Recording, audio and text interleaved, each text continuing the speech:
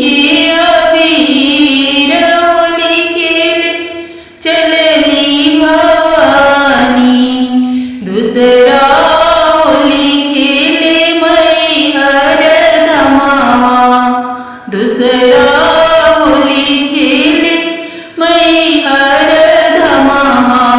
मैहर धमावा हो मैहर धमावा। मैहर धमावा हो मैहर धमावा। अब शारदा मैया भैली लाले लाल हो। अब शारदा मैया भैली लाले लाल हो। होली खेले चलनी भवानी। कोई छाले के अबीर होली खेले चलनी भवानी। कोई छाले के अबीर होली खेले चलनी भवानी। तीसरा होली खेले विंध्याचल धमावा। तीसरा होली खेले विंध्याचल धमावा।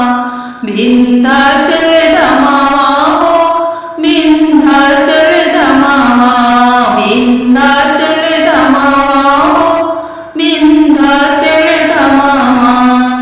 अब भवानी मैया भैली लाले लाल हो।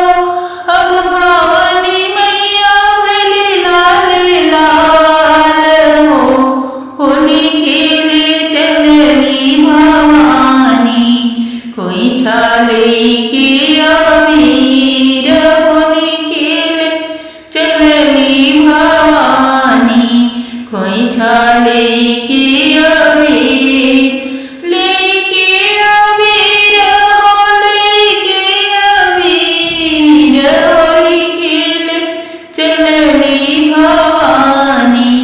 कोई छाले के अबीर होली खेले चलनी भवानी। चौथा होली खेले कटरा धमावा। चौथा होली खेले कटरा धमावा। कटरा धमावा हो कटरा धमावा। अब विष्णु मैया भैली लाले लाल हो।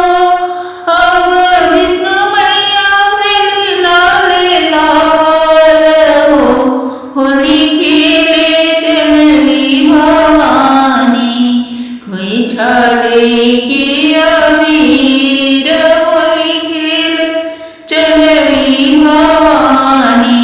कोई छाले के अबीर लेके अबीर हो लेके अबीर होली खेले चलनी भवानी।